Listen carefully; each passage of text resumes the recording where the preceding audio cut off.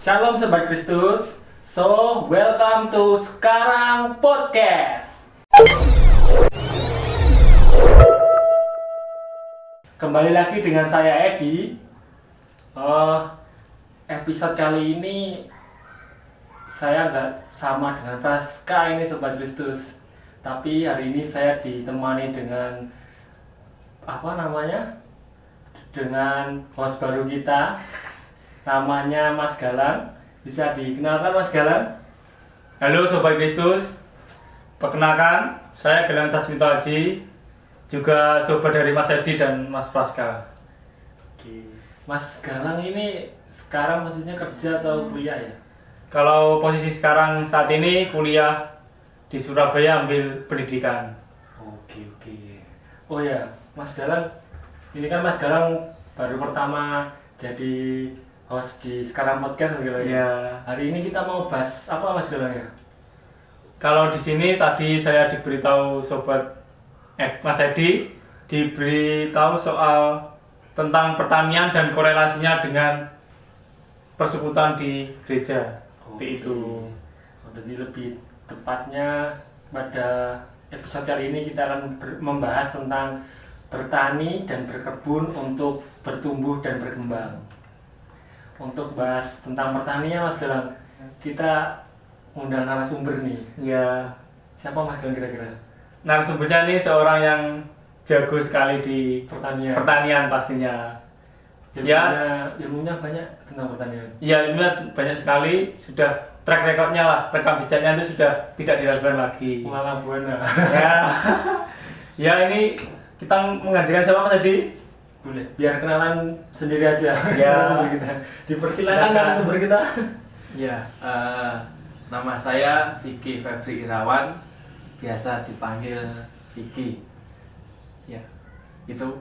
Sekarang posisinya bekerja atau masih merintis membuka pekerjaan?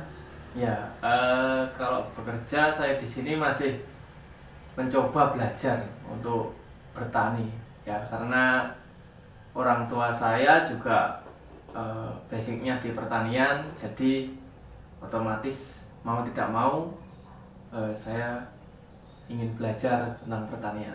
Kalau menurut saya sendiri, pertanian itu kegiatan bercocok tanam di mana kegiatan tersebut untuk menghidupi semua warga. Jadi peran pertanian ini sangat sentral dalam dunia saat ini. Seperti itu sih menurut pendapat saya. Kalau menurut Mas Vicky yang sekarang menggeluti dunia pertanian, Ya, kalau menurut saya pertanian itu ya suatu pekerjaan yang sebagian besar itu menanam, entah itu padi, jagung ataupun sayur, itu yang menurut saya definisi dari pertanian. Ya. Oke. Kalau menurut saya pertanian itu hampir sama sih, juga intinya juga menanam untuk memenuhi kebutuhan pokok kita sebagai manusia. Terus gimana sih pandangan Mas Vicky tentang pertanian saat ini? Kan saat ini kan anak muda dianggap kuno untuk terjun dalam dunia pertanian. Kan, tapi Mas Vicky tetap saya harus terjun di dunia pertanian. Jadi Mas Vicky gimana nih? Ya, kalau menurut saya kalau dibilang kuno ya tergantung persepsi orang sih. Soalnya kalau mungkin dianggap kuno, mungkin cara pengolahannya yang dia mau berkembang atau tidak, terus tanamannya juga gitu, dia mau mencoba tanaman baru atau tidak. Misalkan gini, kalau di daerah di sini, di sekarang sini mayoritas itu ya memang sebagian besar penduduknya itu bertani ya. Terus sebagian besar juga mereka ada yang mungkin nanam cuma padi jagung, terus yang lain juga gitu. Jadi Dia ikut-ikutan. berani, ada yang berani mencoba tanaman baru misalkan sayur. Ya walaupun tidak semua tanah itu cocok untuk sayur tapi kita kembali lagi merawatnya itu gimana. Kalau misalkan tidak cocok ya kita mencoba mengolah tanah itu, mungkin pupuknya ditambah, maksudnya bukan pupuk apa kimia saja, tapi kita juga menggunakan pupuk kandang supaya tanah itu bisa lebih subur dan ditanami juga lebih bagus. Kalau menurut Mas Galang gimana? Mas Galang sebagai generasi yang saat ini sedang menempuh pendidikan, sebagai generasi juga yang akan memang membutuhkan hasil dari pertanian, gimana? Kan pandangan tentang anak muda yang saat ini memang dan harus bertani juga harusnya. Ya kalau menurut pendapat saya pribadi, apa itu pekerjaan petani ini nggak bisa disepelekan gitu loh Mas. Ya mungkin banyak anak muda beranggapan malah apa itu pertanian itu cuma gitu-gitu aja, nggak ya panas, soro seperti itu. Padahal dia nggak tahu makna dari pertanian itu sendiri.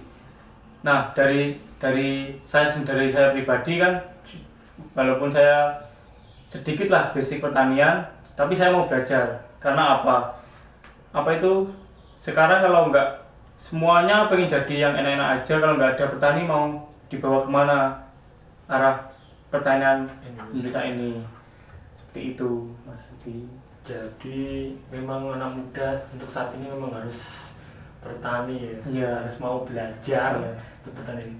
Kalau menurut saya seperti kan ada, kalau kita kan memang berasal dari desa ya, jadi kita ada lahan lah untuk bertani. Tapi biasanya kalau anak-anak muda yang di kota mereka kan terkendala dengan lahan. Jadi mereka bisa sebenarnya tapi tidak bertani dengan cara berkebun, memanfaatkan lahan seadanya di lingkungan mereka untuk berkebun, bisa nanam tomat di polybag atau bekas botol atau bekas tempat apa gitu dibuat pot sementara tomat atau cabai itu bisa. Sebenarnya tergantung kita sendiri aja sih. Mulai harus sadar memenuhi kebutuhan kita sendiri. Kalau yang di Surabaya itu saya pernah tahu dia memanfaatkan itu loh Mas, tanaman hidroponik. Itu kan walaupun dia hidup di lingkungan yang terbatas lahan, dia masih bisa memanfaatkan apa itu lingkungan tersebut. Nah ya itu malah di botol-botol kecil dari Mas tadi bisa ditanam juga. Di samping kita untuk memenuhi kebutuhan kita sendiri, di situ kita juga bisa membantu untuk penghijauan sebenarnya, penghijauan lingkungan sendiri. Saya pernah baca itu kalau nggak salah, baca di Instagram Mas. Di Jepang itu malah anak muda dibayar untuk jadi petani. Jadi mereka memang benar-benar jadi petani sebenarnya bukan panggilan, tapi mereka memang untuk mencari uangnya itu. Jadi mereka karena memang nggak ada yang minat untuk dunia pertanian, pemerintah turun tangan, mereka membayar anak muda nanti mau jadi petani saya gaji berapa ratus juta gitu. Kalau di Indonesia apakah mungkin ya? Jadi nggak panggilan hati gitu ya? Mungkin kalau di Indonesia kan memang panggilan hati, kalau nggak gitu meneruskan dari orang tua.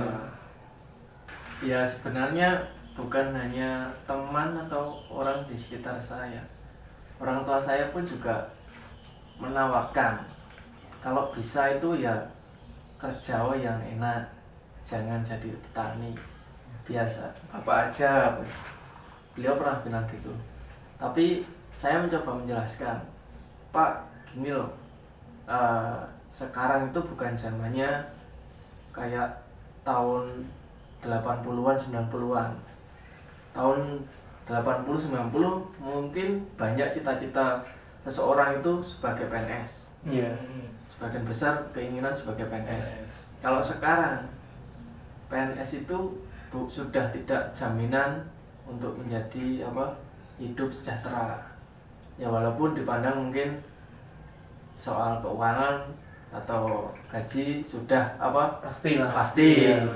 Tapi kan kalau petani kita ya menurut saya petani kalau misal kita menanam padi itu umurnya sekitar 90 sampai 100 hari sudah panen. Itu dari masa tanam. kita mungkin ya dibilang Mas Gilang tadi soro. Iya. Soro cuma mungkin dibilang di awal ketika masa setelah tanam itu mungkin ya sekitar 10 sampai 20 hari kita mungkin menjamin airnya. Terus yang pertama pasti pupuk, terus perawatan ekstra di situ. Terus kemungkinan kita bisa tinggalkan setelah 20 hari itu.